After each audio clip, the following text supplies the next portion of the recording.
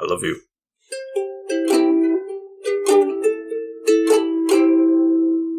Welcome back to the Couch Potatoes. Thank you for joining us. Big ass couch. Sit on down. My dog's whining in the background. She's a feature. I am the Green Traveler from Gorxian. And I am the Faceless Leon. And just real quick, I noticed that I'm doing a couple audio no-nos.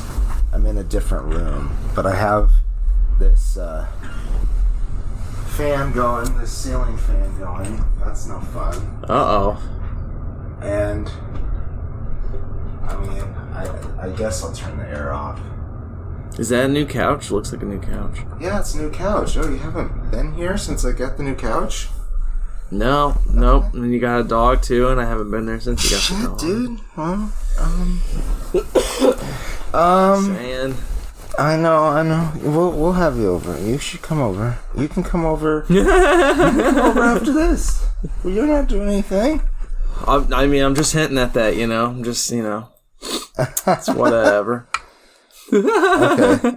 We'll record remotely and hang out together. Exactly. And you patrons, you should come hang out with us as well. And you can do so at patreon.com/screenandfaceless. We're not going to be physically there, but that's where we can all hang out, Yeah, we can hang out there. Yeah, if there is a chat that gets going, let me know. I'll get there. Exactly. Yeah. Just start commenting on everything. Go crazy. We'll chat it up. Yeah, that'd be great. Yeah. There's also like a show on there that we do sometimes that it's also a review show, but it's also a game show. Oh yeah. Yeah. Bangers and Hash. So if you're interested in that, check it out there. Yeah. And support the show if you like it. Yes. Okay. Like, comment, and that subscribe. This is Green and Faceless. I can't talk today. This is Green and Faceless on the Couch. That's a good sign. A podcast about movies and TV. You did it. I did it. When you set your mind on things, just like the movie we're about to be talking about, when you set your mind on things, you can accomplish. You can. And you can make legends real, too. And you can make movies magic, or however it goes. So we are continuing our Disney playlist with Treasure Planet. Yay. So Treasure Planet is no secret, is based off of Treasure Island. Oh my goodness. Yeah, you want to know a bit of not a conundrum, it's kind of like an oxymoron. I can't think of the word for it. But Treasure Planet is probably one of, like, when I was a kid, it was one of my favorite books, like, before Harry Potter. Like, Treasure Planet was one of the books that I remembered, like, devouring really quickly. I read the illustrated version when I was young. And then when I felt old enough, I tackled the prose version and was just like, oh my God, this is so much fun. I love it. And yet, it's a conundrum, or whatever you want to call it, because I think I might have only watched this movie once as a kid. Really? And for some reason, it didn't strike a chord. I don't remember watching it that much. I'm going to say up front, I think it's fantastic. I think it's a really good movie. I agree so well with you. Like, right now, like, I am like, what the hell was wrong with the kid back then? Why didn't this movie... Because it really is like the wonders of that book. Like, I haven't read that book since I was a kid. And as I watched this, I was like, damn, I want to read that book again. Like, Nice. Yeah, I gotta say that it did strike a similar interest in me, because I actually haven't read the classic Treasure Island.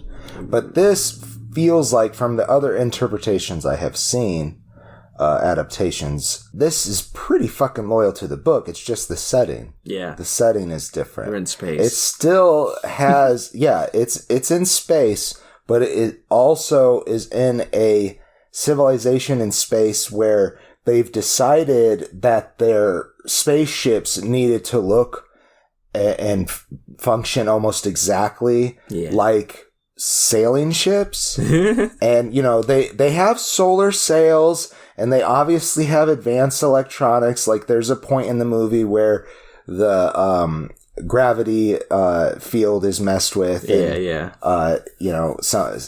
somebody gets fucked over because of that. And poor fake there's actually Goofy. quite a bit of death. Quite a bit of death in this movie. For real. But it is just like, we had 3 in a row that had some sci-fi elements, and that's very interesting. Yeah, I kind of wish it's kind of a big turn for Disney. Yeah, I wish they had really just stuck to this. I mean, this is fantastic. I mean, I think where it gets wrong is that even though Dinosaur didn't do well and isn't a very good movie, they kept on pushing the 3D animation. Yeah. And we'll see where that goes. We'll see where that goes. Oh, boy. But, but we do have to admit that you have to have the willingness. The bad older brothers and sisters, aunts and uncles of bad animation. Yeah, exactly.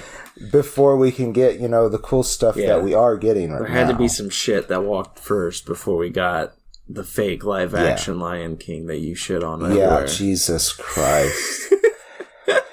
But you have to admit that those animals are photorealistic. It's live action. However, they have no emotion. I don't know what you're talking about. Live action. It's not live action. They're not even in the location. Pumbaa emoted just as I imagined a Seth Rogen voiced, whatever you would call him, not wildebeest, warthog. Thank you. Yeah. Warthog would like that. I actually have to admit, I have not seen it. I've only seen clips. And you're out here shitting on something you haven't seen. I know, but dude, what listen, are you, a hypocrite? The mouths hardly move in the scenes I've seen. They hardly move. Anyways, all right, we'll watch it eventually. Hypocrite.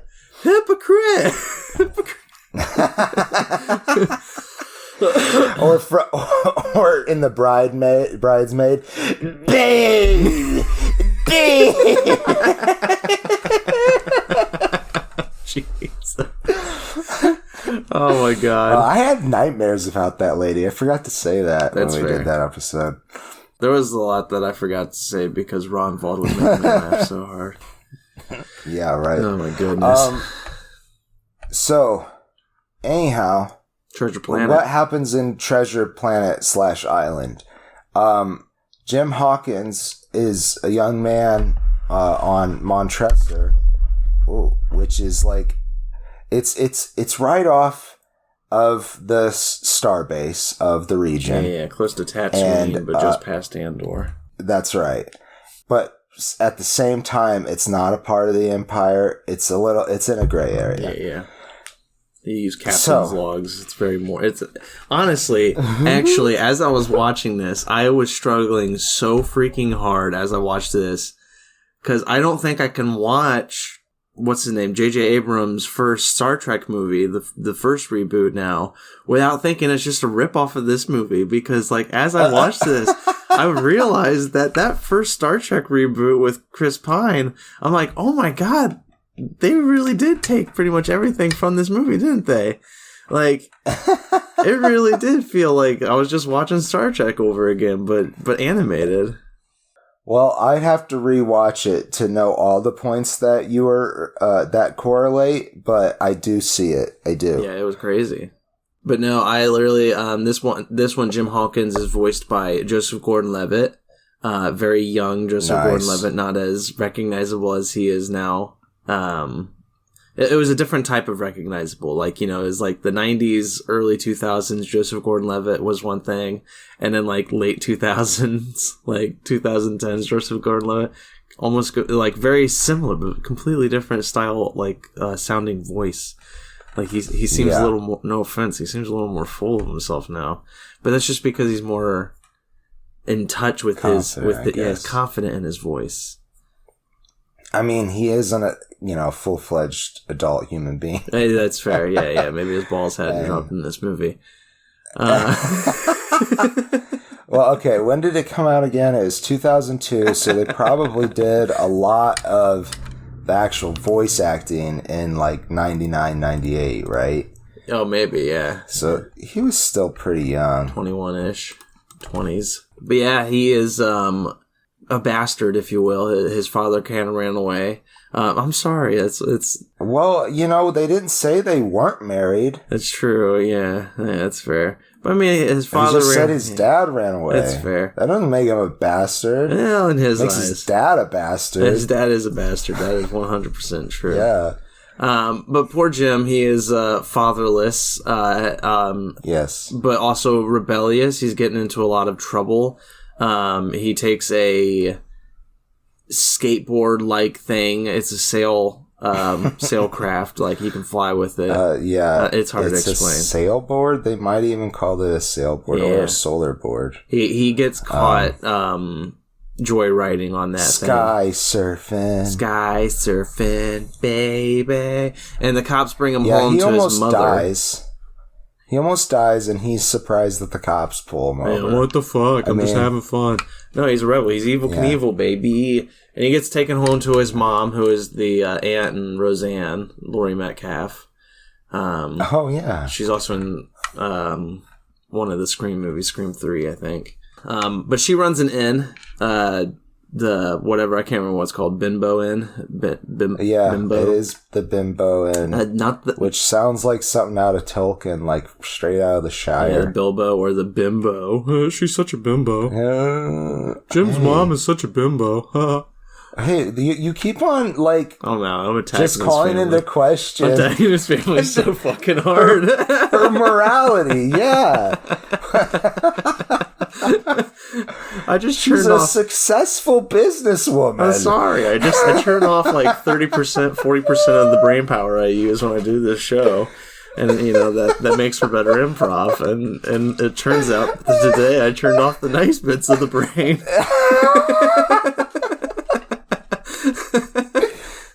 His mom runs an inn, and the inn gets burned down when, I guess I'm getting a little ahead of myself. A pirate or whatever, if you will, comes... A turtle man. What is Turtle Man's name? Billy Bones. Thank you. That's right. Billy Bones. Patrick McGowan. Very strong pirate accent. Oh, yeah. And he doesn't... What does he have? He's got like a map or something? I can't remember what he's got. Yeah, he says, "Open me chest." Yes. Bring me my chest. And he gives them this sphere, and they don't know what it is at first. He tells them to beware the cyborg. Yes, beware the cyborg. That's important. It's racist. I do believe that there is a parallel in the book, and tell me if I'm wrong, that they get warned against a one-legged man. Yes, they do. I don't remember the exact wordings of it because I haven't read that book in 20 years, but it is something along the lines of either that or the peg-legged man. But either way, back in pirate times, it's a dumbass warning right there. I know, right? Yeah, everybody's a peg-legged man. Everybody's had a sailing accident. And they kind of make that they make that joke here too with when Jim comes across an actual cyborg, John Silver, voiced by Brian Murray. He's like he's the chef on a ship on the RLS Legacy. Yep. He becomes this cabin boy. Yeah, working directly under him. Yeah, he makes mention. He's just like, there's plenty of cyborgs around. That's kind of a silly thing to just assume I'm the only cyborg this guy could be talking about. Jesus, right? You racist, ignorant bitch.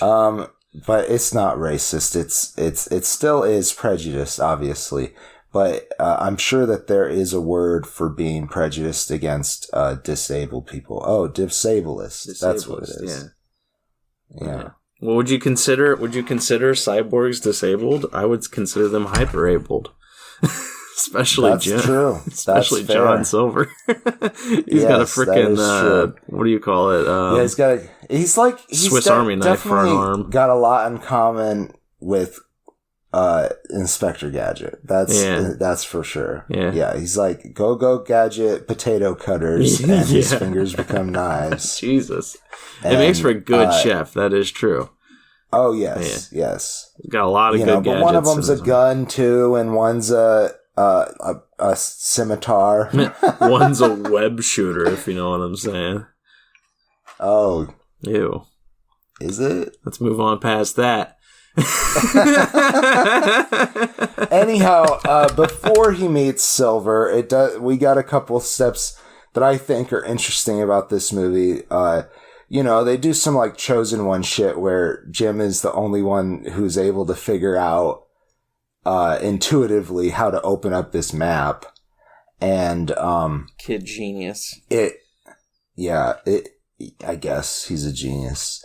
And Delbert is a family friend. He's a Dr. Doppler is his name. Yeah. And who I call fake Goofy. Fake Goofy. And he is voiced by David Hyde Pierce from Frasier. Yeah. And Niles. Other things. Niles, yes. And he does a fantastic job. I think this character's very funny. Yeah. He has a really hard time with like substituting words that he's actually thinking, but didn't want to say. I relate so much with this character. Just in saying the wrong words in general, or it's just like I will say something and in my head I'm just I just hit a brick wall, and so I'm stuttering, and so the first thing I do is replace it with what else is in that box. And so I just grab something else and throw it in there. And everybody else is just like, that's incorrect. And I'm like, dude, I don't care. I'm just trying to avoid a stutter. Yeah. But he... It's inconceivable. I don't care. Inconceivable. Delbert. Fake Goofy. Apparently has money. So he funds an exposition to try to find Treasure Planet, which they find out it is what the map leads to. Mm-hmm. And Treasure Planet is where Captain Flint, who nobody voices, and is where he hid his treasure. He's uncredited as Peter Cullen. What? When did he say something? Yeah, I don't remember ever saying I don't remember him saying anything, but that's Optimus Prime. Well, yeah. So he apparently said something. Maybe he just made like a grunt, like, ugh. Maybe. I don't remember a damn thing. Well, anyhow, they commission a ship, and captained by Amelia. Yep.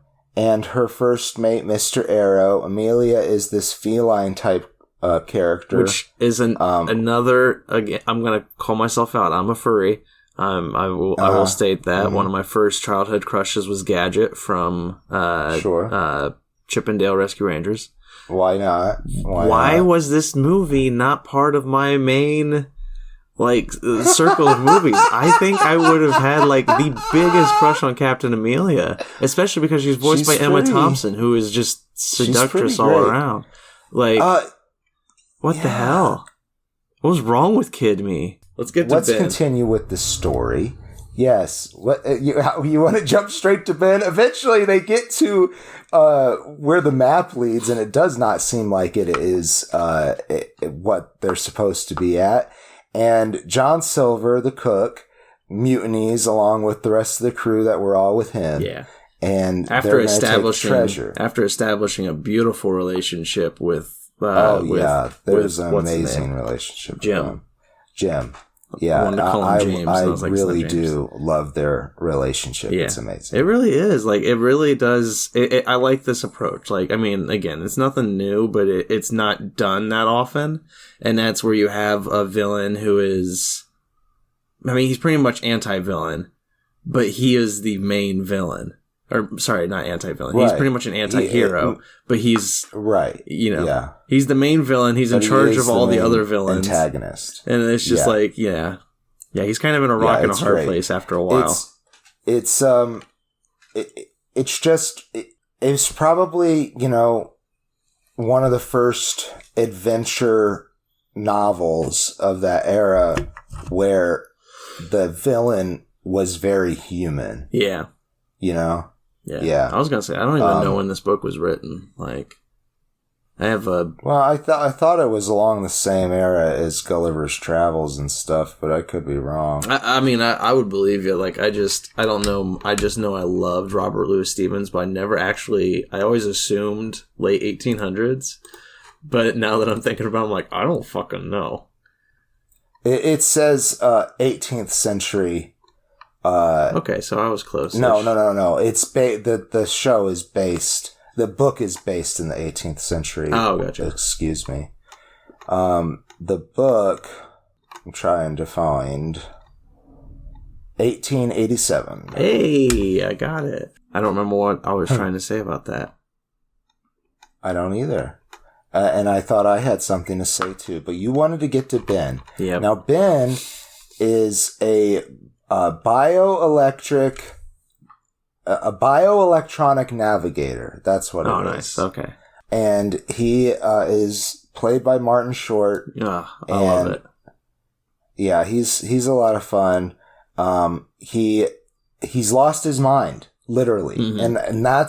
And Sarah pointed out that he's the Olaf character. Yep, exactly. He's just there to kind of fuck things up a little bit, but be well intentioned. Yeah. Disney has always had a character like this. Yeah. That's why Star Wars works for Disney, is because you have the R2s, the C-3POs, like, it's...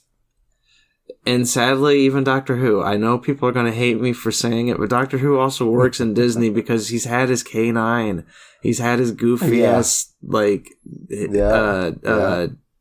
what do you call it? What's his name? Mickey. He had Mickey in the ninth Doctor. Like, he has his goofy ass characters who are just there to just be dialogue goofballs, or just to make beeps and boops and be funny and cute. Like, yeah, and Ben is pretty funny. I don't know about cute. No, he's not cute. Yeah, he's hilarious. Anyhow, his main memory processor had been ripped out by Captain Flint. It turns out, the guy who originally hid the treasure. And so he's literally lost his mind. And what makes him a good character in that position out of a lot of the characters that Disney does is this literal loss of his mind. Yeah. Because it makes all of the stupid things he does, or like him claiming that he can do something even though he has no idea. Right. It makes sense because he literally can't. His synapses aren't working properly. Yeah, my only problem with it, and this is pretty much my only negative with the movie, is when he gets his brain back, you find out that his brain was ripped out for pretty stupid reason. Like, it's kind of just like, oh, okay. They just needed like a big moment for the climax, just like to up the ante even more. And it's just like, it was like, no, it doesn't really matter. Like, even if this creature is going out, I'm just going to spoil it. His brain was ripped out so that Flint's treasure would never be found. Flint was very protective of his planet, his treasure planet. And so he rigged it to explode. And so if this little robot was to, be found, and if the planet was to be found, they wouldn't know that the planet was going to explode the moment the treasure is discovered. Right. But who cares if the robot knows that? I felt it doesn't really change anything. I didn't feel like that was the specific reason. He literally says, he's like, "Oh, I remember now. Flint ripped my brain out so I wouldn't tell everybody that this place is ready to explode." That's true. He does say that. And that's I feel like, though, just from that, beyond that one-liner, I feel like, it was done so that somebody could not reprogram this robot to show them where the treasure is. Right. But I don't know. Yeah. It felt really silly. Like it wasn't really necessary that his brain had to be taken out. And the other reason for that is because once he gets his brain back in, he still has the exact same personality. He's still a maniacal Martin Short goofball. But yes, this is true. He's got the same personality, which is probably why Captain Flint liked him. Right. But he is competent now. He can do things without fucking it up. That's very true. But I mean, that's like literally my only negative with this movie is Ben being a mindless idiot is just not really needed. And when it's like, when you have that reveal, when he's like, he did that so you guys wouldn't know it was all going to explode. And then everything starts exploding. It's just like, all right, like. Yeah. Like, it could be rigged to explode without the one-liner. Yeah, exactly. Sure. We didn't need his brain to be taken out. We didn't need that. It was just a silliness. But it's, like, literally the only thing about the movie that I was just, like, okay about. Everything else I was fucking over the moon with because I loved this movie. It's really fun. Like, even the narrator is Tony J, who's got a beautiful voice. I mean, it's just at the beginning of the movie, but that's great. That's right. I can't think of what else Tony J is from, but, like, I know that name. The name sounds familiar. Here, we can look it up. They probably did it again. They probably did it in another movie. Shere Khan in Jungle Book 2 and Tailspin. Okay. Cloud Frollo. He was Cloud Frollo. I knew it was familiar. That's the voice. Okay. Good stuff. So, yeah, good stuff. Closing statements. I guess you were kind of doing that. Yeah, do you have a rating? I'll wrap it up. Yeah, it's to get the 5 stars, to get a perfect 5 out of 5, you have to be just fun, absolutely fun, and severely rewatchable. For some reason, even as a child, this wasn't severely rewatchable. And even as an adult, I think I've gone past that. As a kid, I think I would have watched this movie. I should have watched this movie 1,000 times. I don't know why I did not. But as an adult, I don't see myself going back to it that much, even though I had a lot of fun. So I'm giving it 4.5 out of 5. It is. That's pretty fabulous. Decent. Yeah, I really enjoy this movie. I enjoyed it as a child too, but you know, I knew it was a very direct adaptation of a classic into a sci-fi setting, and you know, so much so that it still had pirate ships in it. Hell yeah, you know. So I think actually as a kid, I felt it wasn't that much different than other interpretations of Treasure Island. But now as an adult, having watched all those several versions of Treasure Island, I think this might be my favorite. Hell yeah. Adaptation, because it you know, it did do something different with it, even though it is the exact same story. And it's very interesting. And Silver can have, like, interpretations of Silver can be, like, super gruff, you know? And I really love the Disney father-son relationship that goes on in this. It touches me every fucking time. Yeah. Every time. It really is a good vantage of the whole situation, too, because it's like he's still greedy. You know? Yeah. He's fallen in love with this, fatherly in love with this kid. He wants to kind of set a mark on this kid, kind of. You know, he kind of wants to be like, you know, he wants to see this kid become special because he knows he can be. And yet at the same time, he wants that fucking gold, man. Like, he's had a rough life. This is his time to get his goods. Yeah. I feel like he's been after all his life, you know. I think he kind of makes it clear that he, you know, he never directly says it, but he and Jim have the same dream. Yeah. They've been after Captain Flint's treasure, and he's just a lot longer along this journey than he is. And he got lucky by finding a piece that he thought he had before. Oh, he found Excuse me. I played the pronoun game there. Jim found a piece that Jim originally thought he had himself. So, it's interesting. It is interesting. Did I say Jim twice? Yeah, you did. John thought he had the map, but he didn't because Billy Bones took it. Yeah. Or whatever his name is. Billy Bones. And that's another thing. Right. That's another thing. It's a face and a half movie. Nice. I like it. I do want to say, Jim, you're a bit of an idiot because when you're trying to figure out if this is the cyborg Billy Bones warned you about, you're like, do you know a guy by the name of like Billy Bones? It's like, dude, don't. That is the worst way to try to get information. Yeah. Like, you just straight up told John Silver that you got information from Billy Bones before you met him. Like, setting himself up for failure. That kid's got to learn. For real. And he also is like, I mean, it's just like so obvious to John, I feel like, yeah, this kid's never been off of Montressor. He thinks he's real tough. This kid's so fucking stupid. All right. Brian Murray plays John Silver, if we never said. Yeah. Just putting that nicely done, sir. Yes, I thought so too. Okay, there was one thing that I wanted to bring up, and that's the very end. They kind of end with a montage, and it's okay. Oh, yeah. They have a... Yeah. That's all right. That montage part's all right. But at the very end, Jim looks out the window, and then the clouds... I already forgot. They suddenly form around this star so that it looks like the cybernetic eye of John Silver and his face...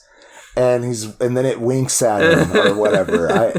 And I just could not help but thinking, Mufasa. It was so stupid. But you mentioned it, and now I have to complain about another thing, and that is there's actually 2 montage scenes because there's a legit music video in the middle of the fucking movie.